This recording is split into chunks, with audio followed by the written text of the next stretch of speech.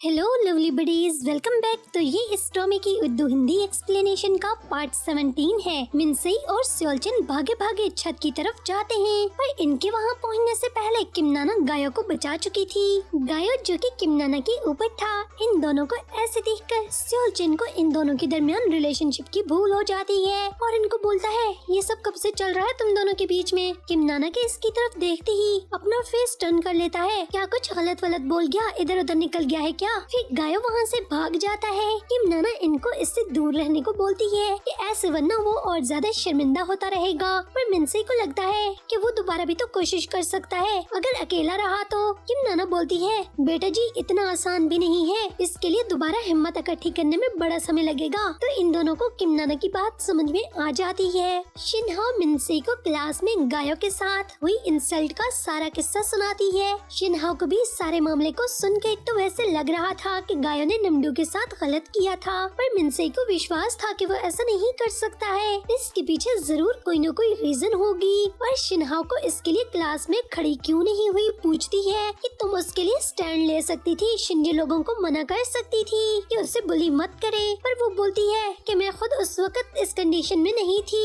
भाई फिर मिनसई से पूछती है, पर क्या तुम्हारे साथ कुछ हुआ है क्या? वो उसे कुछ भी नहीं बताती है और बोलती है कि मैं नमडू से मिलने जा रही हूँ। फिर नमडू के पास जाकर उसे गायो के पास जाने को बोलती है। वो उसको गुस्सा दिखाता है कि मैं क्यों जाऊँ उसके पास, जिस पर मिनसई भी इसको गुस्सा दिखाती है कि तुम्हारी वजह से हुआ ये सब कुछ। वो बोलता है, मैंने किसी को कुछ नहीं बताया है। मिनसई बोलती है, यही तो प्रॉब्लम है, तुम सबको सच बता सकते थे पर तुमने ऐसा कुछ भी नहीं किया और तुम चुप रहे। तुम्हारी वजह से वो छत से कूदने वाला था, जिसे सुनकर नमडू का भी दिमाग ठिकाने लग जाता है। तो वो इससे बोलती है कि अगर वो जंप लगा देता ना तो समझो कि तुमने उसको धक्का मारा था। शुक्र करो वो तो किमनाना थी जिसकी वजह से वो बच गया और जिंदा है। इधर स्योलचन स्योनवो को रोककर बोलता है, तुमने सिर्फ मुझे सुनाने के लिए ये सब कुछ कन्फेस किया था ना। और इसको बोलता है कि तुम्हारी आदत है ना कि किसी को समझने का समय दिए बिना अचानक अटैक कर देने की। वो बोलता है कि बॉक्सिंग थोड़ी ना है कि मैंने अटैक किया है। और रही बात मेरे बुजदिल होने की, तो मैं बुजदिल तो तब होता ना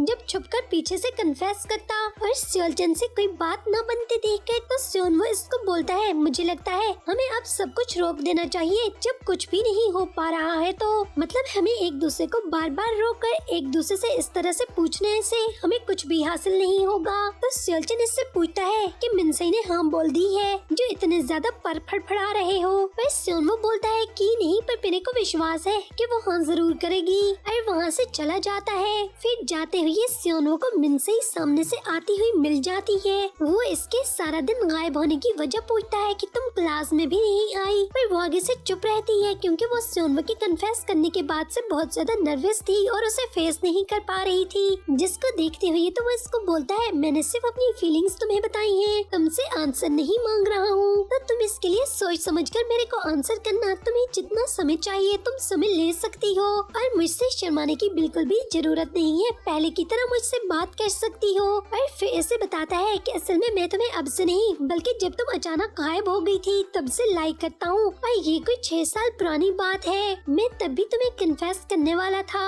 इधर स्योलचन भी इन दोनों को साथ इकट्ठे खड़े देख लेता है और छुप छुप के इनकी बातें सुनने की कोशिश करने लगता है कि तभी अल्फा 1 ग्रुप की हायोरेन इसके पीछे पहुंच जाती है।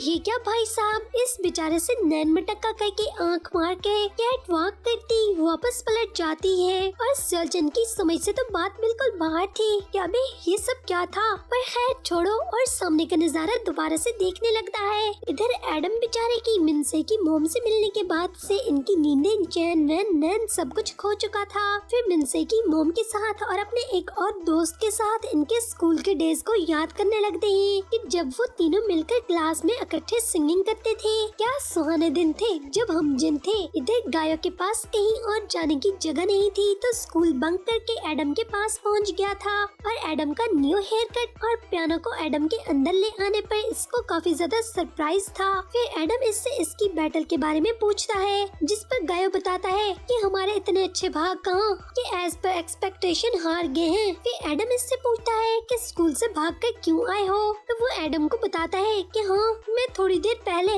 इस जिंदगी से भाग रहा था पर फिर साली खींचकर अपनी तरफ वापस ले आई है मेरे को। एडम इसकी बात सुनकर हैरान हो जाता है कि गायो सचमुच में सुसाइड करने वाला था क्या। इधर स्योलचन को घर जाते हुए मिनसे बस का वेट करती दिखती है। मिनसे भी इसे देख लेती है वहाँ से गुजरते हुए, पर स्योलचन रुके बिना वहाँ से गुजर जाता है। फिर मिनसे को गायो एडम के सेल से कॉल करके अपने ठीक होने का बताता है और मिनसे को बताता है कि वो उस समय कहाँ है, पर वो किसी से मिलना नहीं चाहता है। फिर मिनसे को बोलता है कि वो उसके लिए बिल्कुल भी परेशान मत हो, और मिनसे को बोलता है कि अगर कोई उसके बारे में पूछे तो मिनसे ऐसे प्रिटेंड करे जैसे वो उसके बारे में कुछ भी नहीं जानती है। और फिर मिनसे की बात सुने बिना तो कॉल कट कर देता है। तभी किमनाना मिनसे के पास आती है और इससे पूछती है कि किससे बात कर रही थी, पर मिनसे उसे नहीं बताती है क्योंकि अभी थोड़ी देर पहले ही तो गायो ने उसको मना किया था। पर किमनाना अंदाजा लगा लेती है कि जरूर तुम गायो से ही बात कर रही थी ना। मिनसे की चुप्पी पर बोलती है कि उसने तुम्हें कुछ भी ना बताने का बोला होगा जरूर। फिर किमनाना खुद से ही मिनसे को बताने लगती है कि मैंने और सियोनवो ने 10 टाइम बाहर जाने का डिसाइड कर रखा है, जिसे सुनकर मिनसे ही है क्या बोला, मतलब किमनाना से बताना चाहती थी कि सियोनवो से वो दूर दूर रहे, पर खुलकर बता नहीं पाती है बेचारी। इधर इन दोनों को इकट्ठे साथ बैठे हुए वहाँ से गुजरते हुए सियोनवो देख लेता है। मिनसे तो सियोनवो को वहाँ से गुजरते हुए नहीं देख पाती है क्योंकि उसका सारे का सारा ध्यान किमनाना की तरफ था, पर किमनाना सियोनवो को वहाँ से गुजरते देख लेती है। इधर स्योलचन को मिनसे और सियोनवो को लेकर कुछ समझ में नहीं आ रही थी और इन दोनों के दरमियान खुद के फिट होने की जगह खोज रहा था। फिर सोचते सोचते इस बेचारे को लगता है कि मिनसे के स्ट्रॉन्ग वर्ड सियोनवो की तरफ ही होंगे। आखिर वो इसके डैड को भी तो अच्छे से जानता है और इन दोनों ने भी तो साथ में काफी समय बिता रखा है, तो मेरी दाल वहाँ नहीं गलने वाली है। और क्या मुझे फिर भी मिनसे से पूछना चाहिए या नहीं? इस बेचारे के सोचते हुए तब तक इसके ग्रुप के सभी लोग वहाँ पर पहुँच जाते हैं, जिनको देखकर तो इन सबको जफ्फियाँ दे देकर मिलते देखकर सीईओ बोलता है इसको क्या हो गया है, क्या दिमाग वमाग तो नहीं चकरा गया है? जिसे सुनकर तो स्योलचन खुद ही बोलता है मैं बहुत ज्यादा अकेला फील कर रहा था, जिसको सुनकर तो सीईओ बोलता है बस अब और अकेले नहीं रहोगे, हम न्यू सॉन्ग की शूटिंग करने वाले हैं जल्द ही। जिसे सुनकर स्योलचन के होश उड़ जाते हैं जब इससे पता चलता है कि शूटिंग कल है और वो भी जापान जाकर। वो बेचारा कल मिनसे से जाकर बात करने का प्लान बनाए बैठा था, वो राजी नहीं था जाने के लिए और चुपके से बोलता है ये मुझे ड्रामे के ओएसटी के लिए ले जाना चाहते हैं और इधर मेरी पूरी लाइफ ड्रामा बनी पड़ी है, मुझे किसी के ड्रामों से क्या लेना देना, और वहाँ से निकल जाता है। इधर स्योलचन का सियोनवो और मिनसे के बारे में सोच सोच कर दिमाग खराब हो चुका था, बेचारे से सब्र नहीं होता तो रात को ही मिनसे के घर पहुंचकर इससे बात करने पहुंच जाता है। और इसके पूछने पर कि क्या बोलने आए हो, इसको फिर कुछ समझ नहीं आ रहा था कि क्या बोलना है, तो 5-10 मिनट तक ये लगाए रखने के बाद बोलता है सियोनवो ने तुमसे आज कन्फेस किया ना? तो वो बोलती है हाँ किया। तो लो भाई खुदा पहाड़ निकला चूहा, और वो भी मरा हुआ। फटक से बोलता है कांग्रेचुलेशन। वो भी सुनकर हैरान परेशान कि ये बोलने आए थे क्या इतनी दूर, मतलब कल स्कूल में ही कांग्रेचुलेट कर लेते, पेट्रोल तो बच जाता कम से कम। और फिर इससे पूछने लगता है कि तुमने भी इसके प्रपोजल को एक्सेप्ट किया है क्या? वो बोलती है किया नहीं, पर अगर ना किया तो अजीब होगा ना, आखिर कम चीज थोड़ी ना है, सियोनवो का प्रपोजल है, करना तो पड़ेगा मेरे को एक्सेप्ट। जिसे सुनकर तो बेचारे को चुप्पी लग जाती है कि हाँ सियोनवो के जैसा भला कौन हो सकता है। फिर मिनसे को वो कार वाला सीन याद आ जाता है जब वो सियोनवो को टीज कर रहा था और इशारों इशारों में सियोनवो के मिनसे से कन्फेस करने वाली बात बोल रहा था,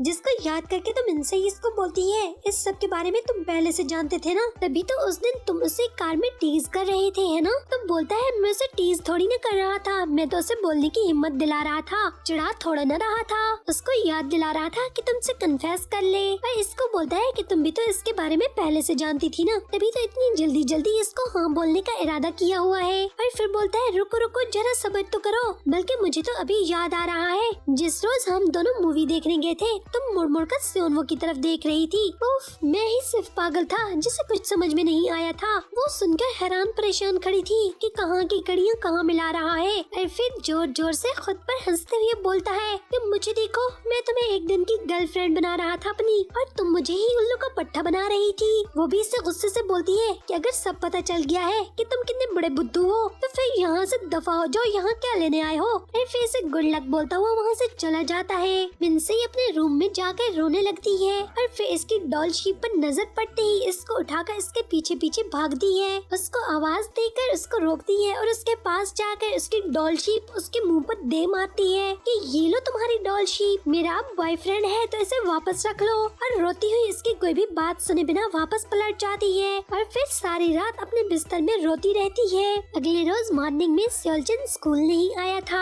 क्योंकि उसकी शूटिंग थी। मिनसे उदास थी, उसे नहीं पता था कि वो स्कूल क्यों नहीं आया। सेओनवो भी इसे देख लेता है कि वो सेओलचन को वहाँ न देखकर कितनी उदास बैठी है। फिर इनकी क्लास में डोगो आती है। गायो की सीट पर नजर जाती ही बोलती है कि गायो आज भी क्लास में नहीं है क्या। और डोगो के फिर क्लास से बाहर चले जाने के बाद शिनहो मिनसे के पास जाती है। उसे लगता है कि मिनसे जरूर गायो के बारे में कुछ जानती है, जिस पर मिनसे इसको झूठ बोलती है, मुझे कुछ नहीं पता है, और नमडू की तरफ देखने लगती है और फिर उठकर उसके पास जाकर उसे बाहर मिलने के लिए बुलाती है। इधर डोगो गायो के स्कूल से एब्सेंट होने पर काफी ज्यादा परेशान थी और इसकी दादी से इसकी बात हुई। वो घर से स्कूल के लिए निकला था इनसे प्रॉमिस करके, पर कहाँ गया किसी को कुछ पता नहीं है। गायो असल में अपने ग्रैंड पेरेंट्स के साथ रह रहा था और ये बात बहुत ही कम लोगों को पता थी सिवाय उसके टीचर के। फिर डोगो सेओनवो को अपने पास बुलाकर इससे भी पूछती है कि बाय चांस इसे कुछ मालूम है गायो के साथ क्या हुआ है, वो क्यों एब्सेंट है। पर सेओनवो को इस सब के बारे में कुछ भी पता नहीं था।